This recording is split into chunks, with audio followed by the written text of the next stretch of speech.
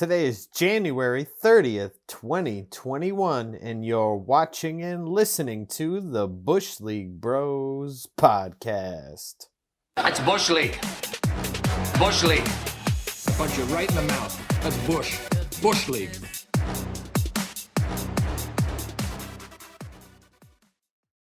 Hello, everybody, and welcome to another wonderful edition of Bush League Bros Sports Talk.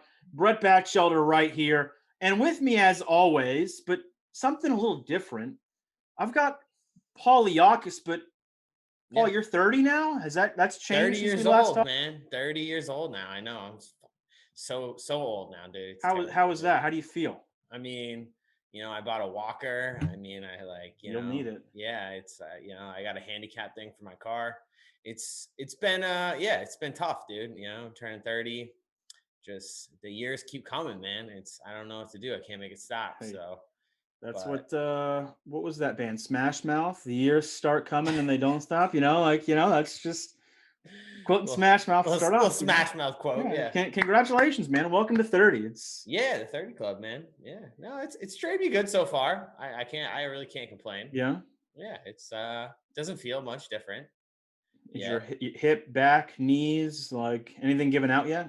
Nothing's given out, dude. Body's feeling good, man. So look at you. Well, you're only as young as you feel, right? That's what they say. Yeah. Maybe that's why I feel like I'm 85. Like, Jesus Christ. I like the Kelly Kapowski shirt, dude. Thanks, man. Have you worn that before? I feel like I'm pretty sure I have worn this on the pod before. Yes, think so. Long time ago, though. I feel like I haven't seen that one pulled out in a while. Look, well, you don't want to wear the same shirt too often, but I brought back the hat and the shades too. We're back, man. It's been a crazy couple of weeks, between school and work and you. I feel like I wear this shirt like once every 2 weeks on this podcast. I mean, I don't think anybody would notice. They're just like, oh, he's from Boston. He's probably got a million of those shirts. It's the work from home like lifestyle like wardrobe where like I just rotate like basically like the same 5 outfits. I have like five pairs of sweatpants. I have like 5 like wearing sweatpants right now. Comfortable t-shirts / like long sleeve shirts. And I mean, if you're gonna be from, you might as well just stay comfortable. Dude, if COVID did anything right for the work at home, you're not using near as much gas and the laundry situation is so much easier. Oh yeah. Like half the time, like why am I even changing? Like I didn't do anything yesterday. Oh no. Yeah. Shower. Fantastic. It's fantastic. Did you do anything for your 30th birthday? Since we're going all over the place right now? Yeah, I did. I had some family come through. I hung out with some of my friends. We had a good time, man. It was a good little celebration. Yeah, we had like nice dinner. Man, I can't complain. It was a nice birthday. It was the first time I've been in New England for my birthday in like 8 years, I feel like. So it was a good time, dude. Just spreading the COVID, patient zero, giving everybody COVID over there. Is that what's happening? I just had to make sure. Yeah, I just gave everyone the vid. Yeah, I know. Still dodging it, dude. No, we went over this, dude. I'm the Barry Sanders of COVID, dude. But you're like in your trail, you're leaving a wake of COVID. That's just what you do. I mean, Florida was where you were. Now it's up there, going rampant up there. Yeah. So it follows you around. We've already talked about that plenty of times. But again, congratulations on turning 30. Get ready for your colonoscopy, pal. It's going to be a lot of fun. But there is, I know you saw this. We're going to you'll watch this. We're going from colonoscopy to anal swabs here. Are you ready for this? That's what we're going to start this podcast with. Let's do it, yeah. We're talking COVID. We're talking about, hey, look, I know there's some executive orders to where allegedly we're not allowed to say who's at fault for the COVID.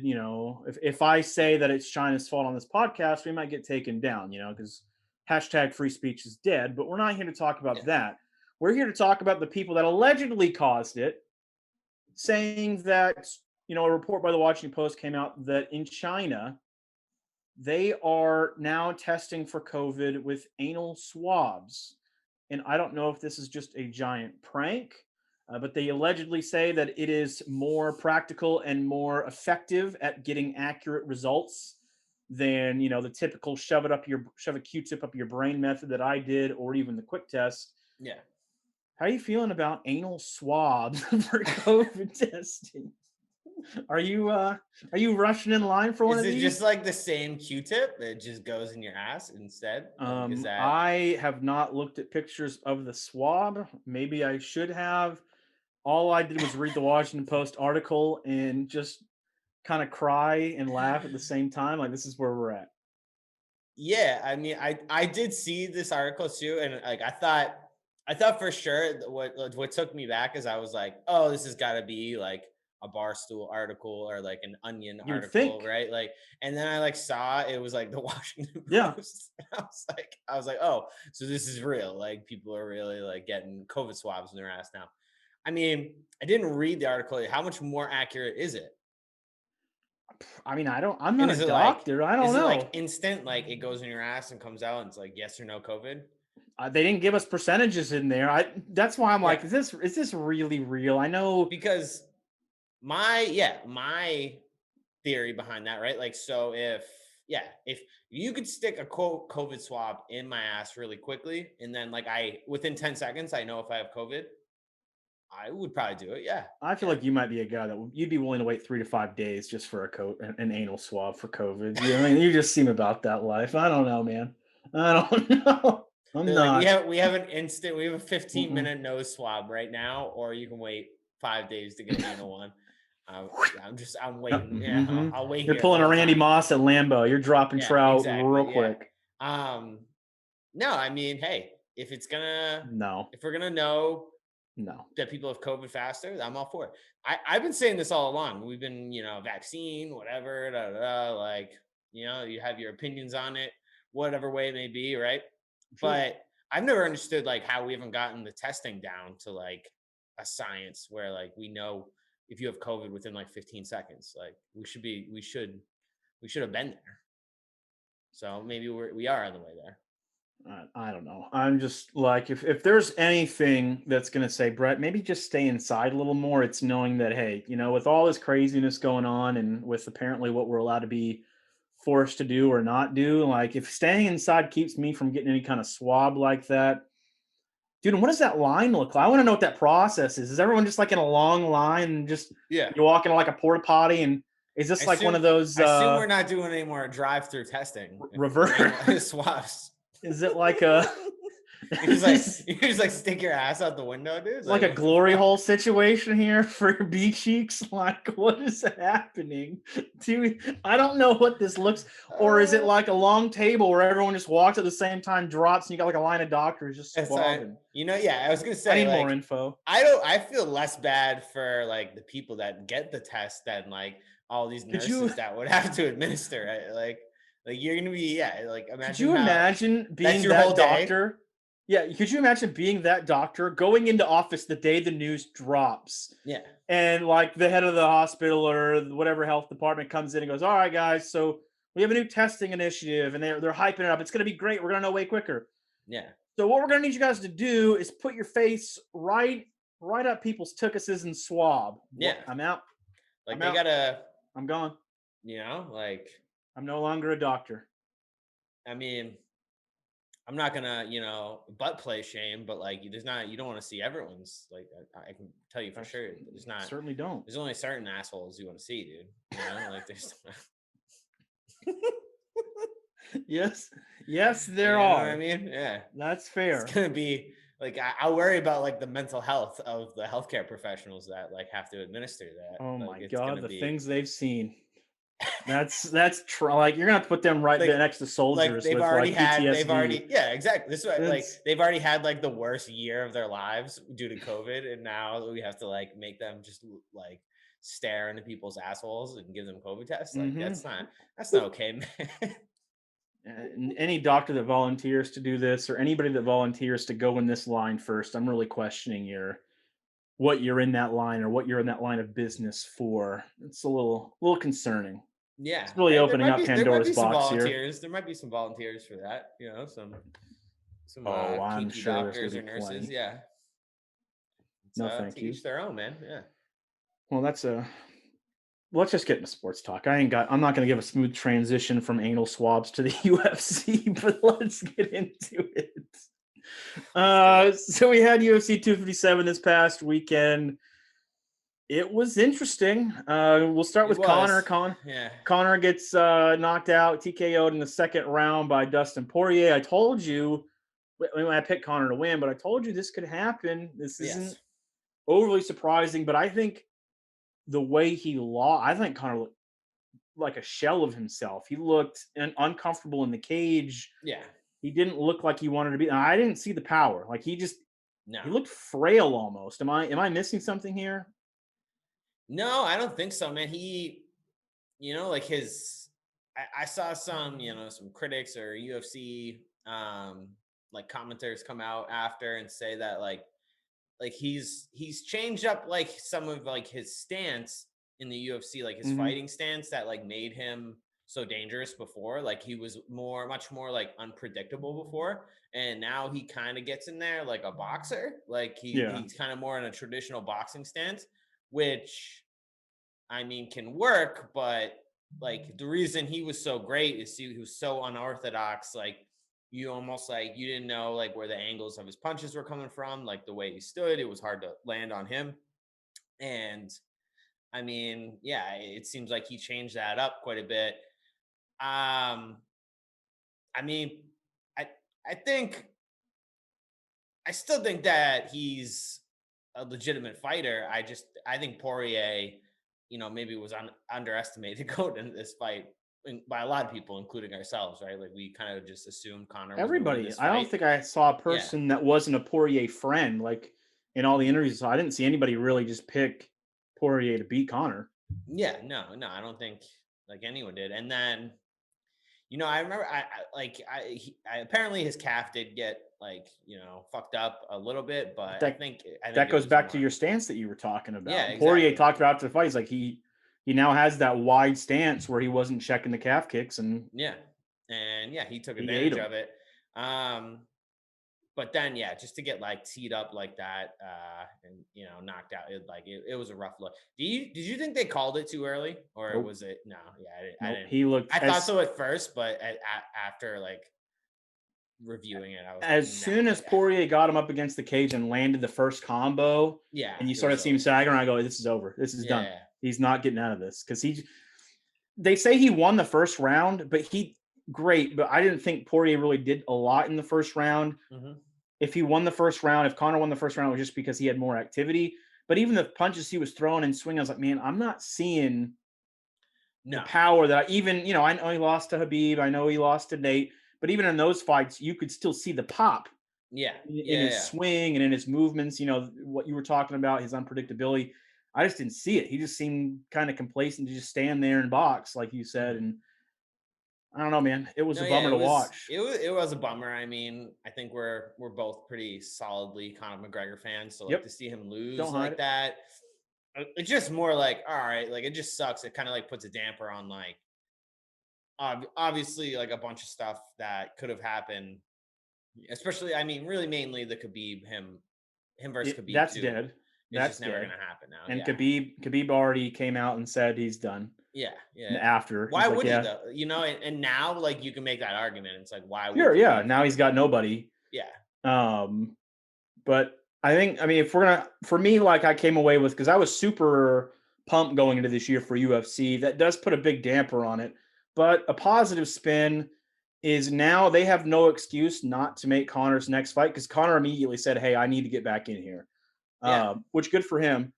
But now they have no excuse. Nate Diaz said he's going down to 155. There's no excuse not to make the trilogy the next fight. Oh no, yeah, And I'm yeah. all in It's on the gonna be great. trilogy, Yeah, whether he won or lost, yeah. this fight. So I wonder if he good should be news. fighting. He should go up and I don't know. If he should go Mm-mm. up and fight at 170. Yeah. After No, I that, mean, yeah, he destroyed Cowboy, but it seems like Cowboy's been getting destroyed for the last 3 years by everybody. So yeah. I So don't. I think it's a shame, right? There's still a lot of good fights that like will be coming up.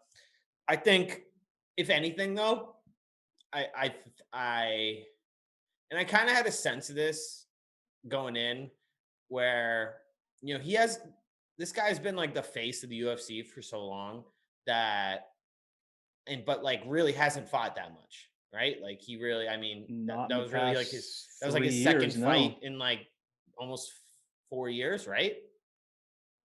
The last Well, fight before no, that I mean, was well, he fought. the He or lost to no. Khabib in 2018, but he hadn't fought since 2018 when he fought Cerrone in January of last year. So yeah, this is So only that his was like second his fight third since fight in like 4 2018. years. Yeah, Basically. Yeah, that's what pretty much. Yeah. So, when him losing that fight, at least for me, I was like, all right, man, like this is kind of, and it might be a good thing. I was like, this is kind of like, it feels like the end of like the Conor McGregor era, if that makes sense. And I think it's true that we're kind of moving to like a new phase of the UFC where, there's going to be some new superstar that like claims the throne of like the most exciting, like, most It's popular Izzy. UFC fighter. It's probably going to be Izzy. It's gonna be Izzy. Yeah. I don't think anybody. I don't think you're gonna get another Connor. Connor just had Connor's once in like all a of it, generation. but yeah, I mean, I don't think he's gonna be the face anymore. I agree with you. Yeah. Unless That's what I mean. That's he what it gets felt like. Yeah. super. Unless he comes back and like dominates.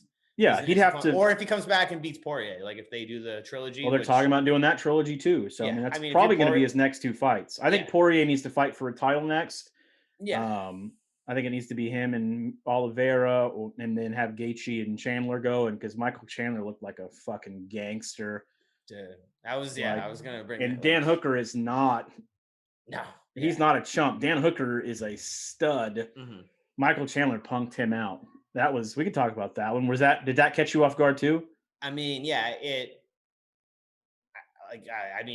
that was the first time I've seen a little bit of Michael Chandler, but like that was like my first like pay-per-view experience. Yeah, it's the first time I've seen him live. I was like, okay, like this guy, he's not fucking around. Like he's legit.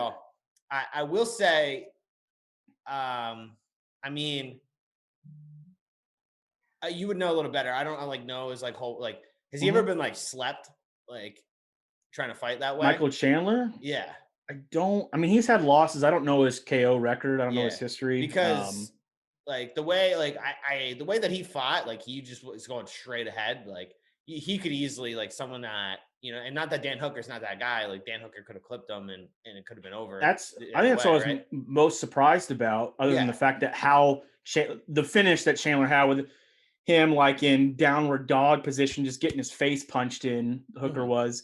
I didn't see that finish coming ever, but I mean, the way Hooker fought, just kind of backpedaling the whole way.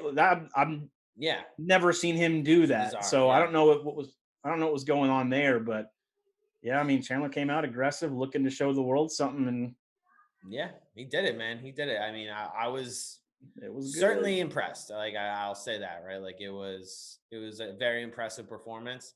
I think he's going to be on a trajectory here to, get some big fights after that. He's about to get pushed to the moon. Yeah. Where did he get ranked after that?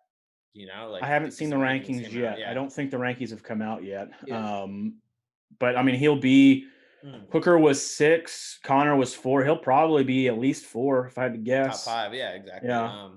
I mean, I think Gaethje needs to slide down a little bit too, but we'll see. I don't know. They got so much to figure out in that division, but it's still that division. That's a nice division. A super exciting division. And the other guy that you were talking about, Oliveira, right? Yep, Charles. Yeah, I mean, Charles Oliveira. Yeah, he's stud. This is what I mean. Like, and we talked about this before this past fight. I was like, I don't think Conor wants to like hang in this division, like try and go through a bunch of some of these like younger guys, and like I don't know if he's going to stick around, he's got his work cut out for him. Yeah, I'll tell you what. So, UFC, pretty good stuff. I mean, we got more. Next fight, we've got Usman and Burns for the 170 belt in March. We have Ngannou versus Stipe was announced. We've got plenty more. And even outside of the UFC in March, we've got Kong versus Godzilla. So plenty of wonderful fights coming up here. I'm all in on that movie, by the way. The trailer had shitty music, and it looks absolutely ridiculous. But did you see that trailer? Did you see the Kong versus? No. Bro, Godzilla bursts into atomic breath, and Kong has this hammer or whatever blocking it. It's the most ridiculous thing I ever saw in my life, but I'm like, I'm 5 years old. I'm going to watch it. But that's not what it's about. I feel like there's a Godzilla movie like literally once every 2 years. Godzilla's is that wrong? Man. Are you hating on Godzilla right now? Are we doing that? I just can't say like I've seen a Godzilla movie since, I don't know. Do you even enjoy your life? I do enjoy my life. I don't enjoy Godzilla movies. What are you talking about? Yeah. Big lizard destroying things. Oh, come on. I'm not going to have this argument right now. Let's go over to baseball Well, here. I'm rooting for King Kong then. You are a if that's where chode. we're. You're a piece of shit.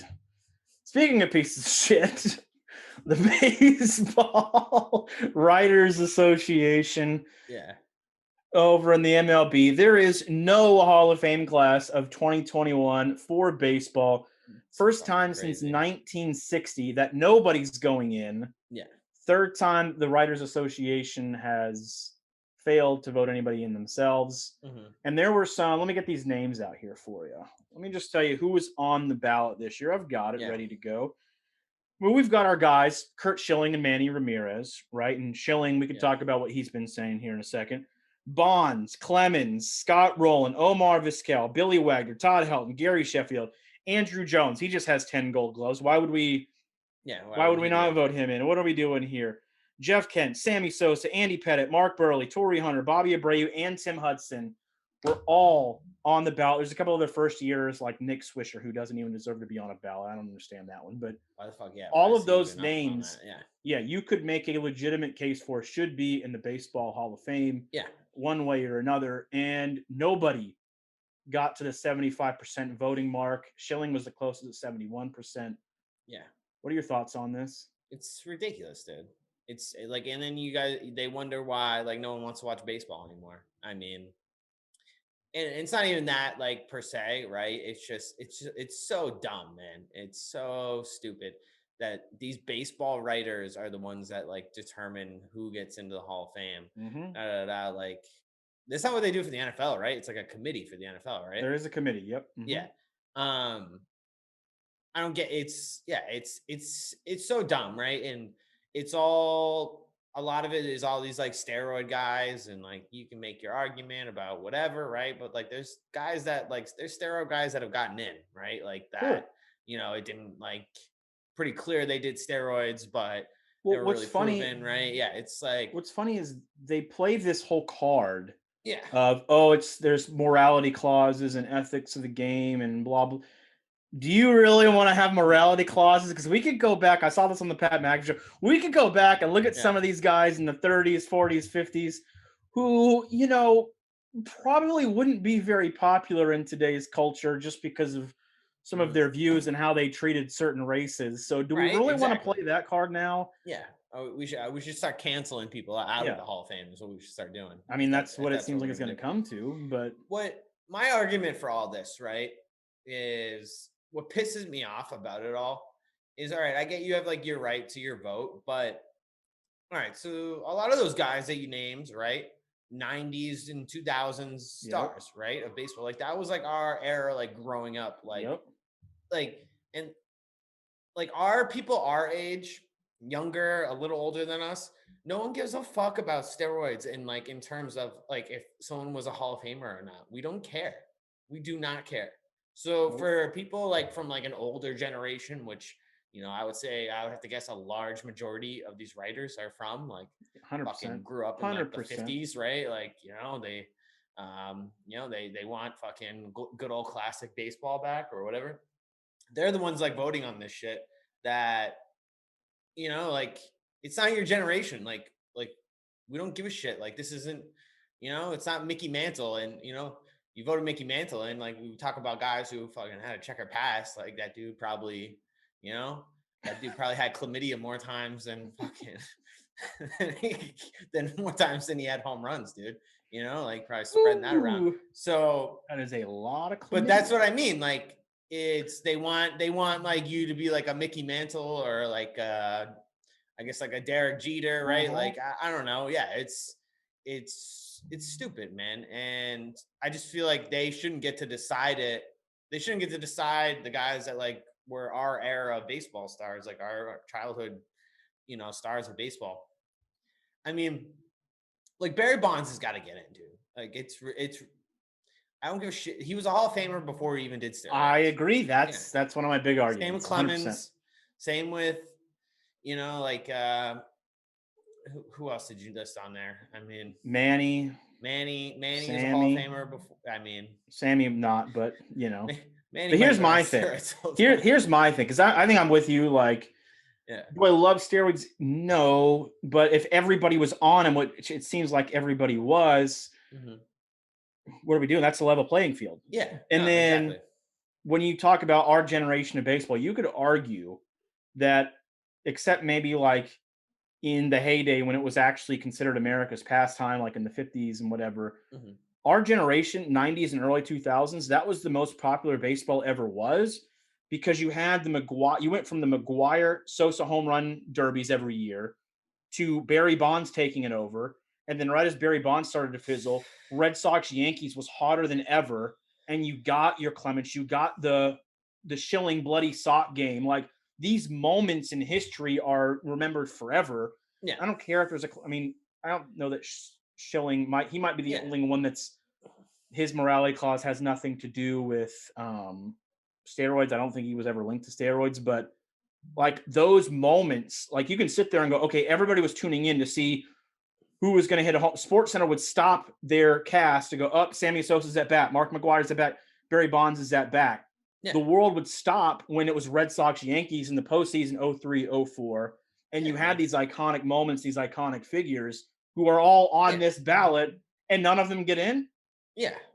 Like, am I like my thought on it is like, yeah, like I don't know, you're gonna like question morality and like all that shit. Like that's like not, to me, that's not what the Hall of Fame was about, dude. No. Like I like there's pieces of shit in the Hall of Fame. Like in every sports Hall of Fame, there's pieces of shit. Like OJ Simpson was in the Hall of Fame for football. I mean, he still is, I think, right? Yeah, like whatever. Lawrence Taylor, questionably not the nicest guy in the world, but you know. So like that has nothing to do. It's like when I think of like why you should be in the Hall of Fame, it's strictly based off stats. Like, yeah, what was your impact on the game? You had the stats, or you won tons of championships, right? Like one or the other, right? Like those are the only two factors that really come into the equation for me, right? And I don't, I just don't get it. And it's not even like, I mean, who out of that group really like you could like make argument they use steroids and like they won tons of championships from it? Like not Bonds, not really Clemens, not, like I don't know. No, Clemens won his titles in the 90s. Yeah, he was probably doing steroids. Yep. Yeah. I mean, he might have been, but I mean, he wasn't really brought to light until he went to Houston. Yeah. So, I mean, Pettit didn't win. He was definitely doing steroids like on the Yankees though. Well, I mean, we can talk. We can just wipe the Yankees' history out for morality clauses altogether. They're evil, sinful souls. We don't even have to worry about it. But it's stupid, man. Like people wonder why we hate baseball, and like I don't know, like it just like I don't know. Let Pete Rose in the Hall of Fame. The fact that Pete Rose is not in the Hall of Fame is one of the most ridiculous things. All-time hit leader, like get out of here. Okay, that's what I mean, like, so he gambled. He paid his dues. Whatever. Yeah, get out of here. Let's go over to the NBA because I think we're in agreement here. MLB, Baseball Writers Association of America, a bunch of clowns. We can go through it.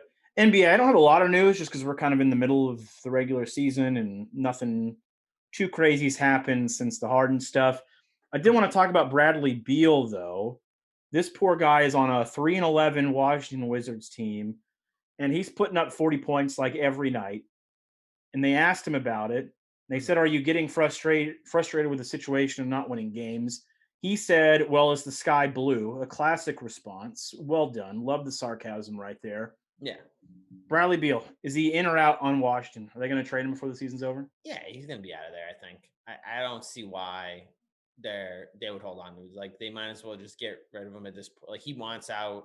It's trending the way that we talked about last time with like Harden, where it's like these like, and he's almost got like a more justifiable case than anyone. Like they've just kind of fucked him. Stink. Yeah, they stink. They've screwed him like in terms of getting talent around him. Like it just hasn't happened.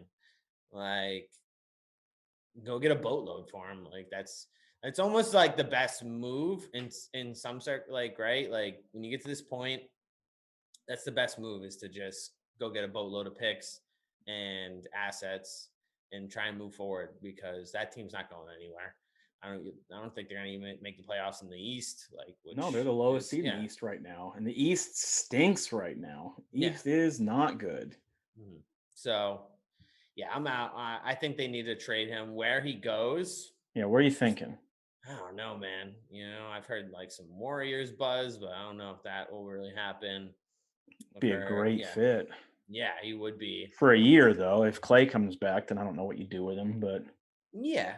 I mean, I think that they could all coexist. you moving Clay to the 3 or Beal to the 3? Yeah, I think you move Beal to the 3 or have him play the 2 and have Steph at the point. You know what I mean? Like you figure it out. It's not. Yeah, it's not. That would work out. I don't think that would be a huge issue, but I mean, because they had Durant there before. Like, I'm sure that they could figure that out. But like, at least for this, if the Warriors want to make a run at it in the West, that's the move, right? Like, I agree. if they think we can get it done this year, then you make a run at it. I don't know how. I don't know. I'd have to I'm not a big salary. I don't know how they can make the salary stuff work. It's the NBA. Yeah, they can always make it work. They can Adam Silver, in there. I put my conspiracy hat on. They can always whatever's going to drive up ratings. That's Bradley why Beal has a max contract. If I'm not correct, right? So that would be basically. But if you're a tentpole franchise right now, it's drawing in ratings. We can. Yeah. We can lie. We can fudge some numbers here. Some creative accounting. Yeah. That's why I'm worried. I think it's going to end up in the Lakers. They'd have to give that kid away though that they just got, and then Wiseman. a bunch more draft picks. Probably. I would say what's his name's going to.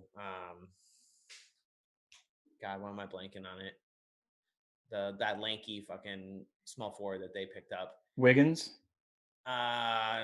No, not Wiggins. Oh, Oubre. Oubre's going. Yeah. Well, yeah, he's not doing anything. Yeah, and then a boatload of picks. That's what I mean. So it's just. So I mean, I guess they could make it happen, but it'll be interesting. You know where he's going? Yeah. He's going to the Lakers. It's going to happen. The Lakers are sitting there at the 3 seed right now. For losing. How though? How would the Lakers make it? They don't even have any assets. That's what I mean, dude. Adam Silver's going to go. No, you're going to give up KCP in three third round draft picks. Well, we don't even have a third round in the NBA. I know. That's why we're going to do it. We're going to make it work. We want the Lakers in the finals. Boom. Yeah. That's what's going to happen. We know what's going to happen. It's all going to work out. I don't know if they need to. I think the Lakers are going to make the finals anyway. So I do too. The Jazz and the Clippers being 1 and 2 right now doesn't mean anything at all to me. So yeah. I would say the Warriors are the best fit in terms of a team that he can step into and help bring them to a championship. Fit into the Heat pretty good too. Yeah, the other place I've heard is the Heat. We'd have to see. That would be a tough trade. I'd love to see him in Boston, dude, but that would be we'd be you ready to get rid of Tatum or no? Yeah, it would probably likely. I would like to see. It sounds crazy, yeah, but I don't know. Yeah, if they were able to keep Brown and Tatum, it's not 0% chance. 0% chance, yeah. But Brown is playing so good right now. It would be you'd have to squeeze my arm because I don't know if I'd be. I wouldn't make that trade. You wouldn't? No. First of all, you're paying Jaylen Brown less to do just about as much as what. Yeah, Bradley Beal would, because Bradley Beal wouldn't be putting up 40 every night for your team because then you're taking the ball out of Jaylen or Jason Tatum's hands. Mm-hmm. So he would be putting up the exact same numbers and getting paid more and being older. I'll pass on that. Give me the young guy pay less. But if you were going to make a move like that, because I think they have, they obviously locked Tatum up. I think they have Tatum very happy here in Boston for the foreseeable future. If they trade Brown somehow for someone else, I think that, and it doesn't work out, or you know what I mean, whatever. I think that pisses off Tatum because him and Brown are they're pretty open. They're good friends.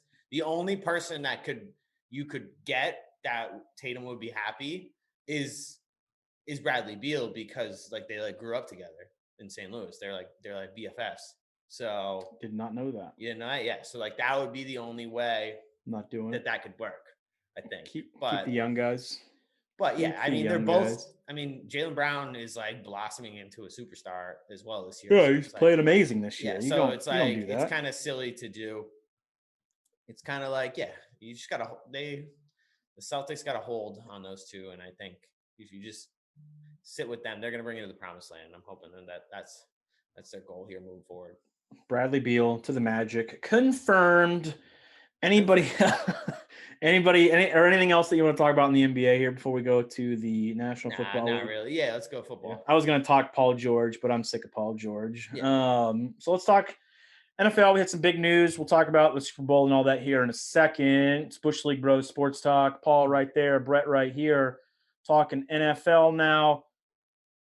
We're going to talk quarterbacks. There's a lot of quarterback questions. There's some that we're not going to talk about, Dak or Rodgers and all that, because that just seems to be speculation. What we know, At this point, yeah, if real news comes out, we'll talk about those, especially the Rodgers one, because that's a lot of fun. Dak's already not going anywhere, but Watson, Deshaun Watson of the Houston Texans, we've talked about trade request rumors or whatever. That's officially come out as of yesterday. And then earlier this week, we found out that Matt Stafford and the Detroit Lions have mutually agreed on a separation, and they're looking for trade partners. So we've got to discuss, where do we think these cats are going to end up? Let's start with Deshaun Watson. What's the fit for you there? I mean, I would think if you say Patriots, I'm best suitor. No, I'm not going to say Patriots. It's got to be the Dolphins, right? I don't think so. But why do you think it's the Dolphins?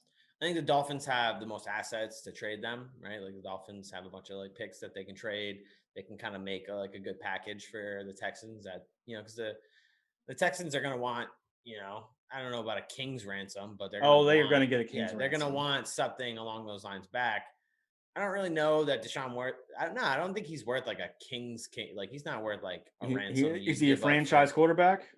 He is, yeah. So then you're going to give up a lot. Yeah, but I mean, yeah, I could see that being the case. Do you think like Tua goes the other way in that? Like they send Tua to? That's why I don't think that. I think they are the second or third most likely destination.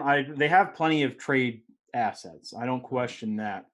I do think one other team has way more trade assets, and I'll talk about them in a second. But the Tua thing, the reports are Houston not sold on Tua. They don't see him as a potential franchise quarterback right now. Mm-hmm. And it's weird how everyone's so off the Tua train. He's only had a 3/4 of a season during a COVID season, and people are already saying he's a bust. Mm-hmm.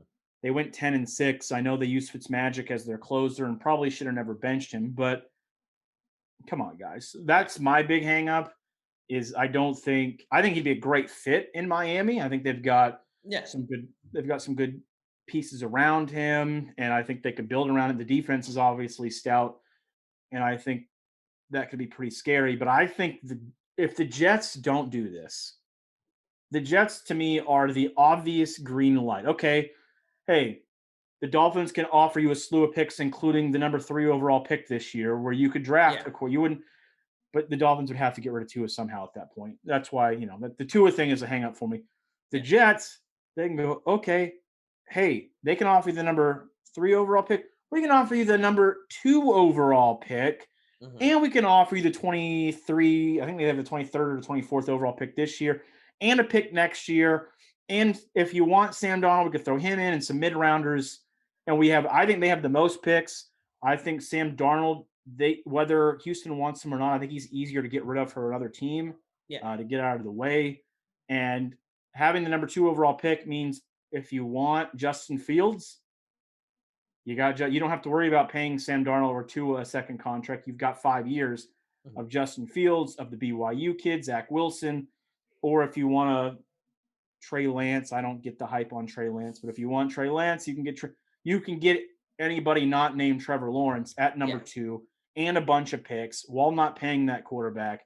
And that's what Houston needs. They have no picks because they got rid of them all because they're morons. You would think, oh, hey, I traded D-Hop, the best wide receiver in the league. I've got a bunch of wrong. Nope. They need picks and they need to get rid of salary cap. That answers both those questions right there. The Jets, I know I've got some Jets fans. My buddy Ray's sitting there like, I'm willing to give up this, this, and this. shut the fuck up. Your team stinks. Yeah. They always say, you can fix your Give up franchise whatever, yeah. right now. You don't know what you're going to get with a pick. You don't know. You don't know. They have so much faith in this Howie Roseman guy or whatever. Is it Joe Douglas? I can't remember. Not Howie Roseman. Yeah. Joe Douglas. I'm like, what has he done? You've had him for a year. You don't know if he can draft or not. You don't know anything about him. What I do know is there's a franchise quarterback for sale right there, and I know he can ball. His team stunk, and he still led the league in passing yards. What are you doing? You haven't had a quarterback in years, probably since we've been alive, unless you want to count Vinny Testaverde. Like, come on, Chad Pennington. This is so obvious to me, and that's why they should do it. But they are the Jets. I don't know that they will do it. Yeah, no, I hear you. I think, the Jets, I mean, they'll find a way to Jets it and they'll screw it up. So I don't believe that that's really the solution. And, Deshaun Watson has any say in it. Do you think he really wants to end up? There's rumors that, I mean, believe what you believe, but Watson's people say that that's his top destination or his number 2 destination. It's that in Miami are the rumored top 2 destinations for him. And I think, hey, look, the coach they hired, Robert Saleh, a lot of guys like him, a lot of guys in San Francisco bragging about him. If you're going from the ground up, if you're going to start, anew, the Jets could offer some promise. You never know because it is the Jets. Yeah. We'll find out. I mean,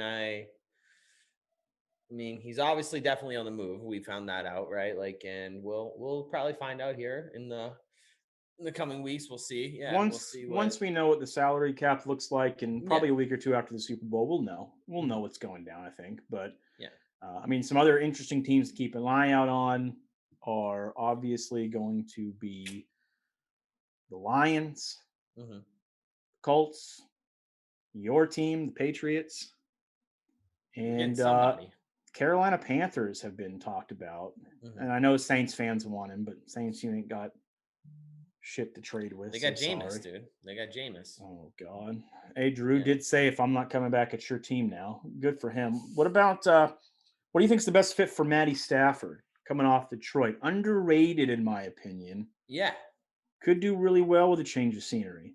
I think, there's been some talk of him to the Patriots. We'll kind of see. It seems like one of those rumors, floating out there. I think he'd be a good fit with the Patriots. I mean, he's still fairly young, man. He's 32 years old. I mean, the guy's just basically he's having a Hall of Fame career. He's just been on a fucking shitty franchise his whole career. So it's kind of hard to judge him off the success he's had because he's never really had a solid team around him. And when he has had weapons, especially earlier in his career, the guy balled out, right? He's been a prolific passer in this league for a long time. So I think he'd be a good fit on the Patriots. I think that I wonder if, I don't know, the Patriots, it sounds like Patricia is going back to the Patriots. So I'm wondering if that helps in any way or hinders in any way. I don't know. He was more a defensive guy. So I doubt that, Stafford really, you know what I mean? Would go there just based off him, being there, maybe they had a good relationship. I'm not really sure, but it doesn't seem like a lot of people in Detroit liked Matt Patricia. Yeah. I think if you put Stafford on the Patriots this season, they were a playoff team. Would you agree? Yeah. So, I'm concerned about it. I think of the quarterbacks available right now, the Patriots most likely to get is Matt Stafford. And I think it's a good fit. I think the other one, and I'll steal this from Pat McAfee himself on his show, the Colts are another one that to me would just be a seamless fit. Both of them. Yeah. Belichick knows how to use pocket quarterbacks. I mean, we've seen it with the guy in Tampa Bay. We'll talk about in a little bit here. Yeah. And the culture just set up. They got a great defense. They've got weapons, young weapons. Even if they don't bring T.Y. Hilton back, they have a great offensive line that he could stand. He hasn't had a good offensive line who knows how long. So he wouldn't have to hopefully get injured as much as he did in Detroit. So I think those are It's probably the top 2 spots. Yeah. But it'll be. I mean, it's weird. Like I don't think I ever remember a season where there's this much franchise quarterbacks on the market with Yeah, an ready to move, yeah. incoming potential franchise talent and Trevor Lawrence coming in at the same quarterback carousel going to be a little crazy this season. It's going to be interesting. I think, yeah, we're going to see some big names on the move, and I need my Patriots to land someone solid, dude. We got to get someone. Mitchell talk Trubisky about, to the Patriots. Let's book it, baby. Let's do it. There's been talks about Jimmy G coming back. I don't know how much I love that, but yeah. Borf. I don't know how San Francisco is going to get out of the Jimmy G thing. Who wants that contract? I feel like they're going to do it just to. I feel like Belichick could do it just to like prove that like he was right with like because he wanted to keep Jimmy G over Brady like 4 years ago, right? And someone's in the Super Bowl right now. Yeah, exactly. Like he's got a. I hope he doesn't do that like out of ego because I don't know that it would go great. So, because I don't think Jimmy G stinks. Jimmy G is that fucking good. Yeah. Jimmy G stinks. Should never have been paid $107 million contract on 9 games. That's ridiculous. Yeah. Speaking of Tom Brady, Bucks defeated the Packers and the Bills lost to the Chiefs. Almost got your Brady versus Bills rematch that you wanted to see here.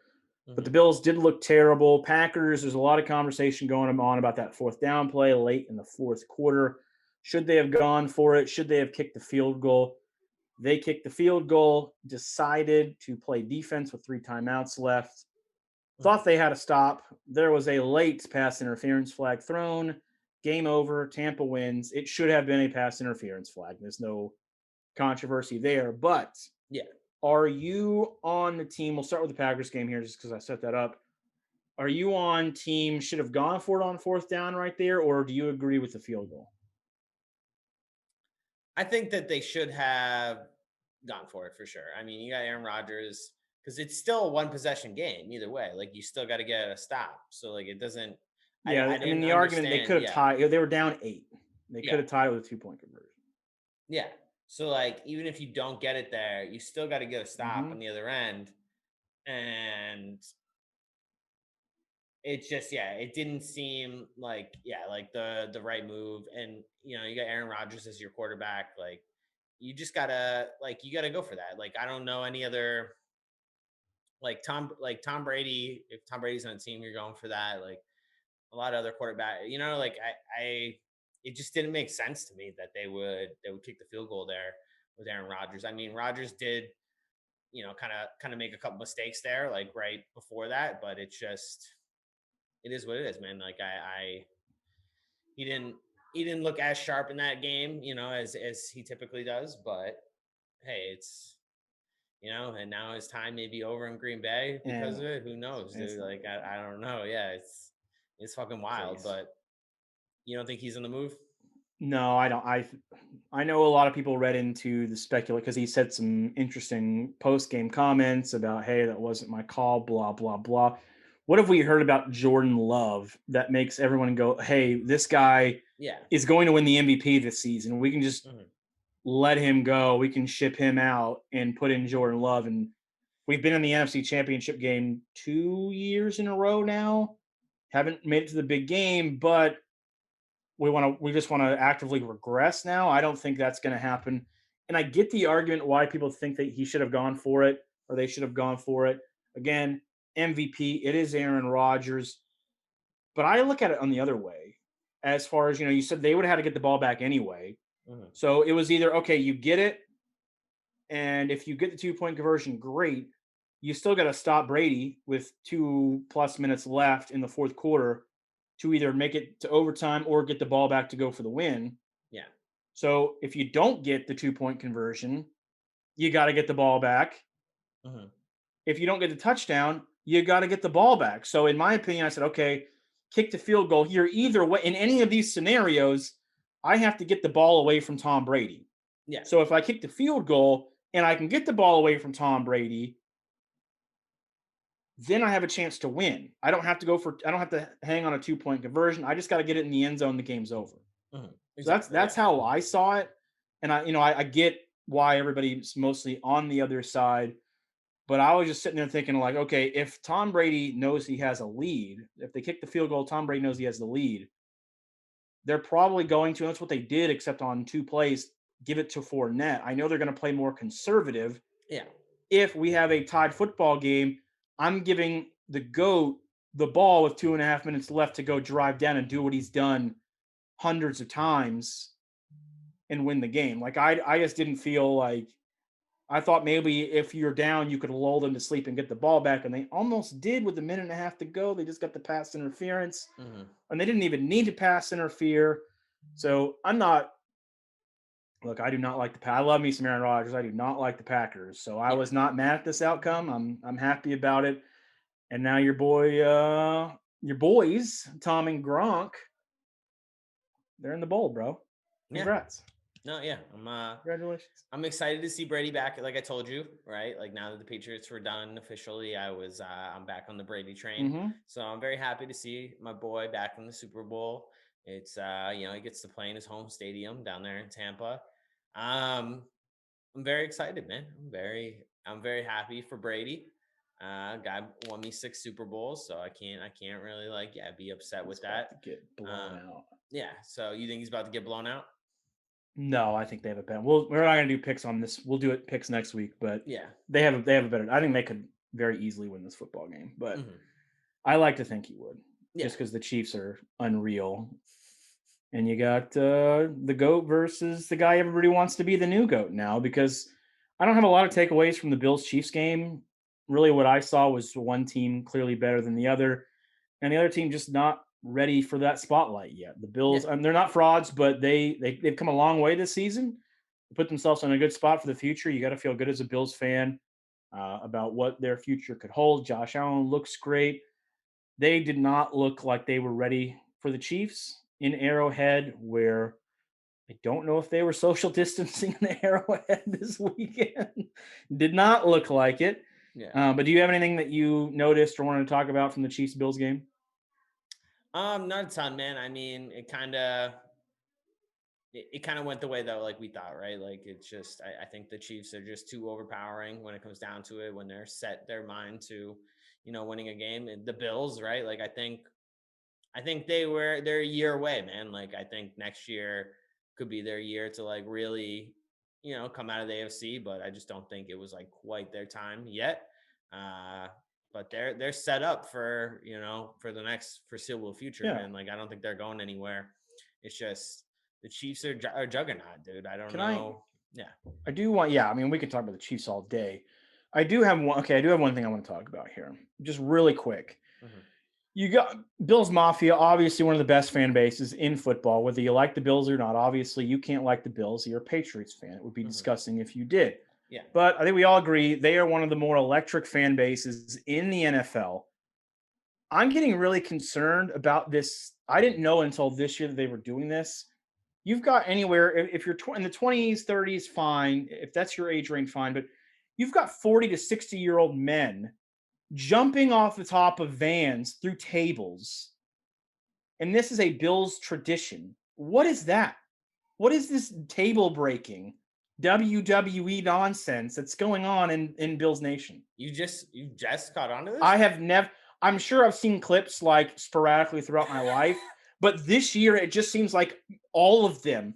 Like they had a clip of this Bills fan going into the weekend who just got cancer free. He's 55 years old, just beat cancer. Yeah. So you're obviously, hey, great, you beat cancer, but you're probably not at your physical prime.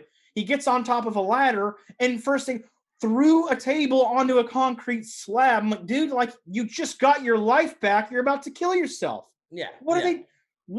Do they have thicker tissue or something than we do on their skin? It's Bills Mafia, dude. Yeah, that's what they do. What is happening? They go through tables before games, dude. They've been doing this for years, dude. I can't believe you're just becoming. But how if I did that right now, I'm not getting up for 3 weeks. Something's breaking. Yeah, no. Yeah. Do they just start as a child? Okay, baby Bills fan, here you go, and slam you through and just start building up a tolerance to being slammed through tables onto a concrete? No, there was actually a video of a baby newborn getting put through a mini It was like a mini like cardboard table like a couple years ago. Like it was like it's baptism for being a Bills Mafia fan. I respect the hell out of it. I'm Yeah, not it's mad great, at dude. it. Yeah, it's amazing. So it's just Dude, look, this guy's that's what they twice do, my dude. That's age. what they do. Yeah. And it's not even like, okay, you're doing it like on a grass field. No, you're on a concrete parking lot. You've got no give. And No. you're 60 years old. I don't get it, but hey, good for y'all. Bills Yeah. Mafia, you got a lot of good things coming to you.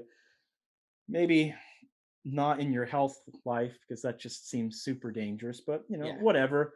I was going to talk about the Pro Bowl, but who cares about the Pro Bowl? And that's all we got to say about that. It's a video game this year. It's the dumbest thing I ever heard in my life. But the Pro Bowl stinks anyway now. Initial thoughts on Brady and the Bucks versus Mahomes and the Chiefs. No predictions. We'll do that next week. But any initial thoughts on it? I think that I don't care how good the Chiefs are, man. Like Brady in a Super Bowl, like you can't like go into that thinking that he's a real underdog. Like he can't be, dude. Like they have the better defense. Yeah, I don't know. Brady as an underdog has never really worked out anywhere for anyone. They have the much better defense. The whole thing will be right. It's like they can't get into a shootout with the Chiefs. Nope, don't want to do that. Like almost like we saw last year in the Super Bowl. They let the Chiefs get loose in the fourth quarter. I think the Bucs strategy has to be like you have to have like long drives. You have to keep Mahomes off the field because that's your only shot at winning. The other thing is, yes, the Bucs have a better defense. Their pass rush has been pretty solid of late. So Dominican Sue is playing out of his mind. If they can get in Mahomes' face and pressure him, which is not an easy task. He's pretty mobile, right? Like if they can get him, kind of, uncomfortable in the pocket and make him scramble and be uncomfortable, there's a chance, right? Like I think, and then it'll be different than last year where like we saw Jimmy G, we just talked about, miss that throw in the fourth quarter, right? Where he had that wide open receiver. I forget who it was. It was Kittle. No, it wasn't Kittle. He had someone wide open in the end zone. He missed it late. Oh, I'm thinking of the sideline pass before the half. Yeah. That's what I was thinking of. But like Brady in the fourth quarter is going to be Brady. Like, I don't care how old he is. Like, the dude's just going to be like, all right, like I'm going to take over this game in the fourth quarter. So will Mahomes. So like they'll duel it out, but they can't let the Chiefs get out on them in the beginning of that game. Cause I don't think even as good as that offense is, that Brady has like the firepower or like the ability to like come back in the game like he previously had. So yeah, I'll give you one quick key player of the game, not on defense, not named Brady or Mahomes. Mike Evans. This will tell me a lot about Mike Evans as a player in this game. Yeah. Because I've always said he's not a big game player because I've just seen him shrink time after time after time in big moments, even not in big games, but like down the stretch of the fourth quarter, I've seen so many drops, so many missed opportunities. Not just this year, but like when him and Jameis were buddies and, doing their thing. Saw it. Need to see something different. If he can come up big, Bucks could be a real problem for the Chiefs to be the first team to repeat since your Patriots didn't know 304. Yeah, that little nugget right there. Little nugget, dude. Yeah, I know. The Chiefs have a shot, dude. I think they have the best shot out of. I mean, my Patriots had a couple opportunities to do it and weren't able to put it away, but I think the Chiefs are. Would be like the favorite out of every team that's, been in this position here lately. So we'll see, man. We will talk a little bit more about next week. Yeah, we'll hit it up next week. It's going to be a great Super Bowl. It's going to be a great game. Yeah. I'm excited for this. I mean, this is the first year where I don't have to care about who wins. Yeah. I can't root for the 49ers. I have no Niners, no Packers, no NFC East team, and no Patriots. It's very nice, Yeah. Don't have to worry about it. Stress-free. Just drink my booze and eat some nachos and some other artery clogging food. And I'll have some stress because I'll be rooting for Brady, but we'll see. You should be. I know Patriots fans that aren't rooting for Brady, and it doesn't make any sense. I won't be like devastated if Brady Sure, loses. you're not a Bucks fan, but No, yeah. you're Like, rooting for your guy. That makes sense. exactly, That's what you're supposed to do. He won you 6 chips. 6 chips. 6 chips. All right, moving All right. on. Yes, ladies and gentlemen, that's going to wrap up the sports talk of this program here at Bush League Bros. Again, that's Poliakis. I'm Brett Batchelder. We're going to go into a segment we haven't done in a while. We're only doing these once a week right now just because of some of our scheduling just being a little crazy with life. So we've missed this for a while. It's time to get back into bar side conversations. We're going to talk a few things. I'm going to start with a story we had to pull last week off last week's show. We got to get through this because I just want to know your take. All right. Yeah. I know I promised that I'd stop putting in stories where I can't pronounce people's names, but I can't help myself on this one. So I'm going to get real close to the screen here, looking like an old man just so I can read this. Oh, God. Satya Narayan. I tried. Mr. S. Palawal. I'm just going to call him Mr. Palawal here. Okay. He lives in India. He is,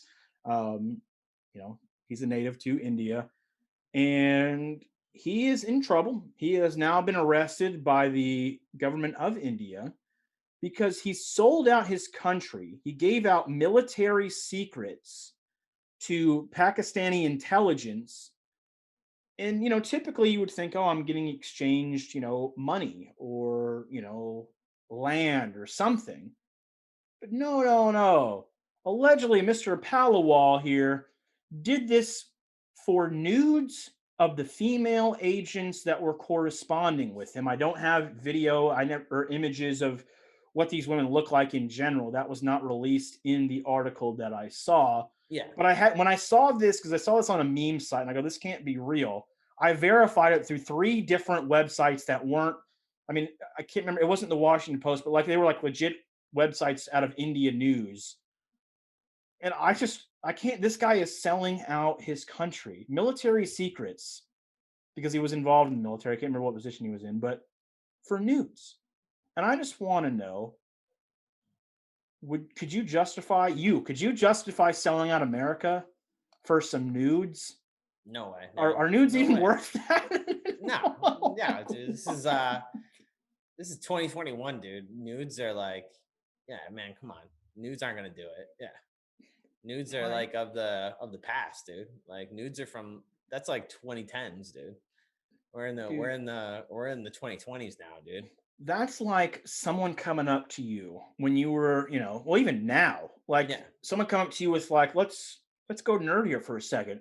A first edition Charizard holographic card, Pokemon, big stuff here. Yeah.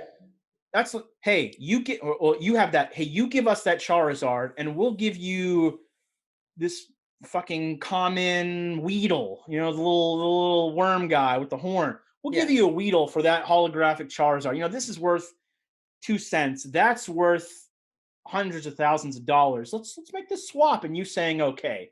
Yeah. That's what I'm seeing right here. And I don't even know. This guy sells out his country for nudes. I hope he's okay, man. How desperate, how low does your life have to be? Or how, maybe there's a reason they're not releasing the images of these women, because maybe they're just so divine that if they release the images, everybody in India and maybe even America is going to start trying to sell military secrets for nudes. Maybe we're wrong. Maybe we're missing something. Maybe we are. Maybe this is just an India thing, right? I don't think, I don't think any U.S. citizen is going to give up state secrets for nudes. At least I guess I don't know how readily available nudes are in India. Maybe it is a precious commodity. It's like gold over there. I don't know how many nudes are floating around, right? This guy needs to move to America. Yeah, I don't know. Yeah. I don't know. It's just interesting. I wanted to throw. I saw that. It's a news. We needed to talk about it real quick. We could move on. You wanted to talk about some. You got a Barstool hat on. Barstool's doing a lot with some stocks right now. I know you wanted to add this topic. What's going on here, buddy? Yeah, dude. I'm sure a good amount of people are aware of it. Yeah, the stock market has been fucking ridiculous over the past couple days, man. And yeah, dude, it's unbelievable. So there's an app called Robinhood, right? That I've had for a while. A lot of people have had, where you can buy and sell stocks on. it's like for like the small time investor, like no one's putting like millions of dollars in there, right? Mhm. Like you put like, a few hundred at a time, like whatever it may be. And you can try and hit on some stuff on the stock market. What has happened is, and I'm shocked it hadn't happened sooner, is like there's been these internet groups that have like gotten together, gotten tons of It's Reddit, subscribers. right? Yeah, Yeah, Reddit. Reddit. There's some other sources too, where like they'll just have everyone push one stock at the same time, or like like pump one stock on there at the same time.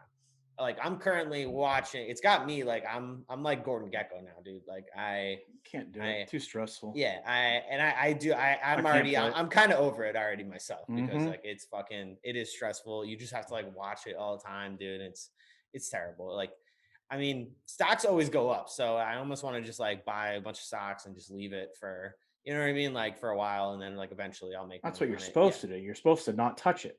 yeah, But I wouldn't be able to do that. yeah. So, anyways, um, so yesterday, so people were buying these different stocks, AMC, GameStop, Nokia was one of them, and like pumping the stocks. Is Nokia And Nokia still around? Nokia is still around. Yeah, it's God big, damn. apparently big in like Japan. I don't know. Okay. All right. Carry on. Keep going. So yesterday, they stopped trading on all of these stocks on Robinhood and a few other apps, like Mm-hmm. because they were claiming the market was too volatile, right? Mm-hmm.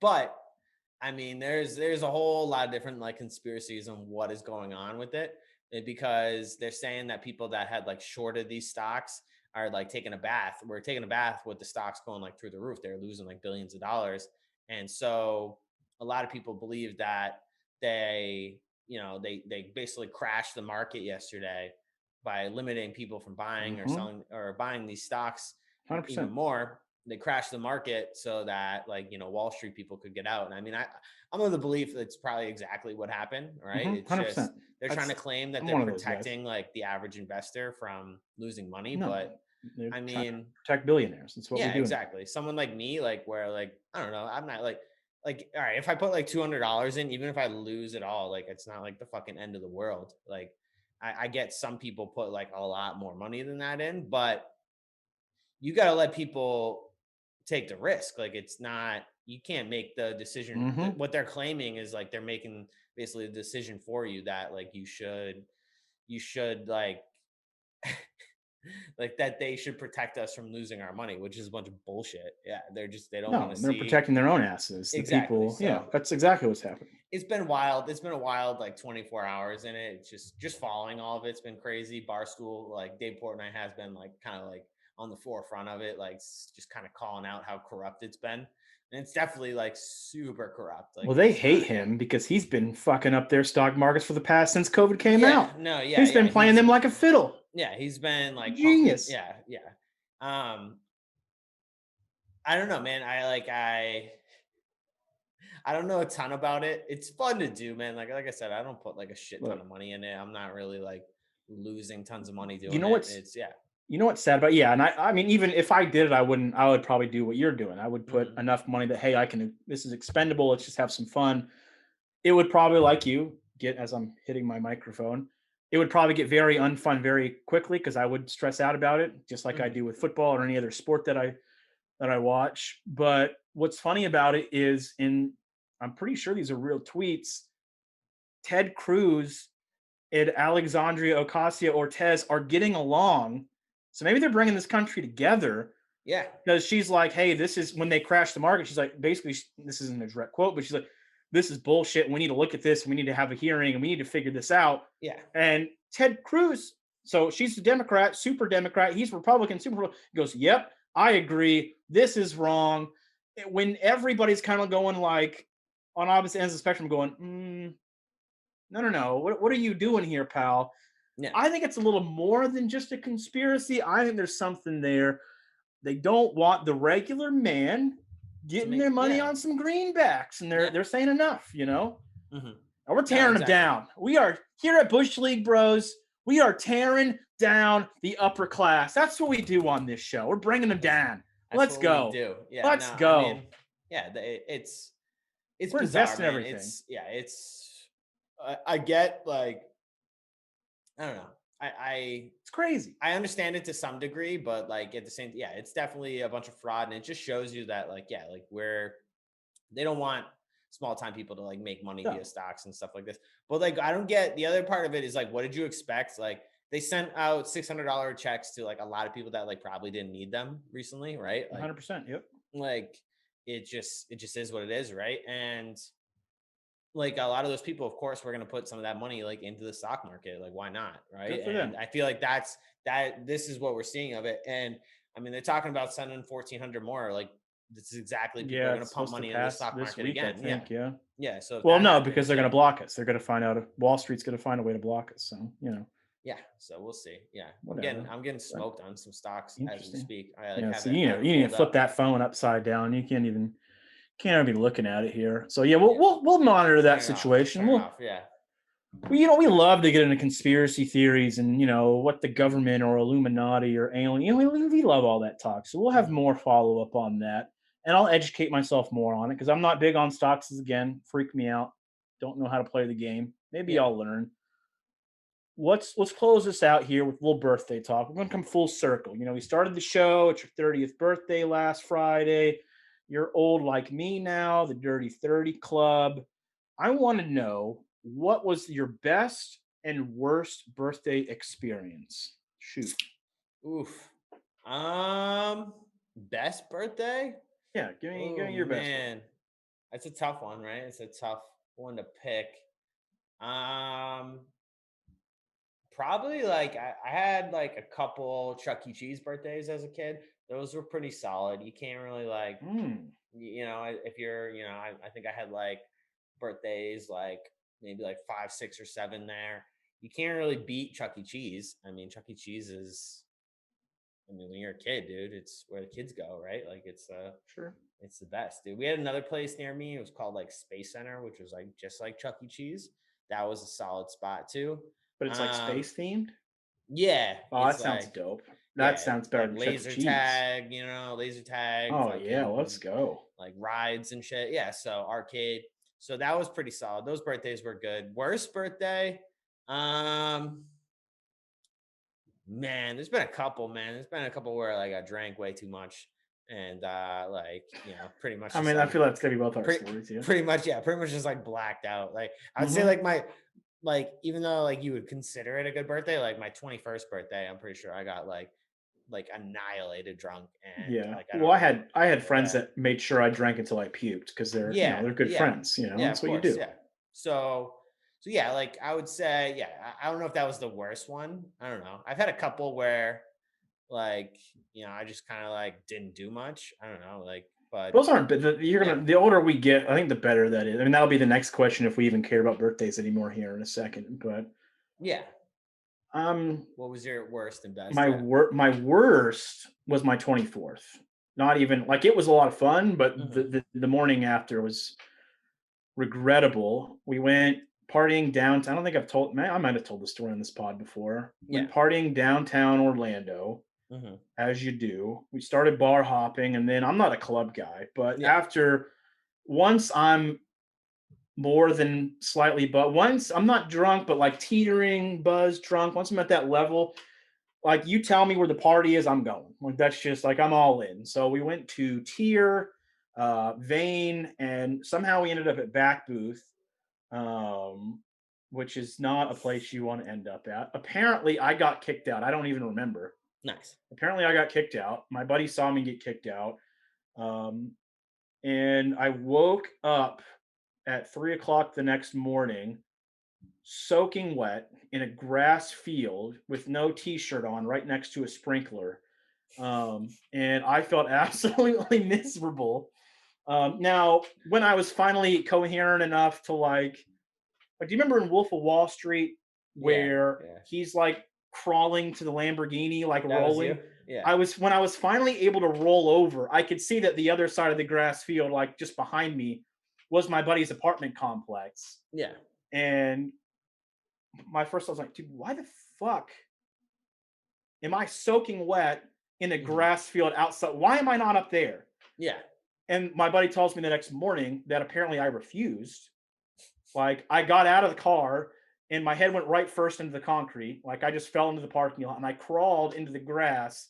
And apparently I told him to get away from me and leave me alone. Yeah. So he wasn't going to, he did what I asked him to do. That's all you can do. Yeah. And then the next morning, I had to drive home at probably like 3:30 by this time that I'm moving. Not allegedly not sober, have to go by 2 cops in Lake Mary, which is terrifying. Get home, wake up. I get a phone call or a text from my buddy saying, hey, you need to come clean the puke up out of my car.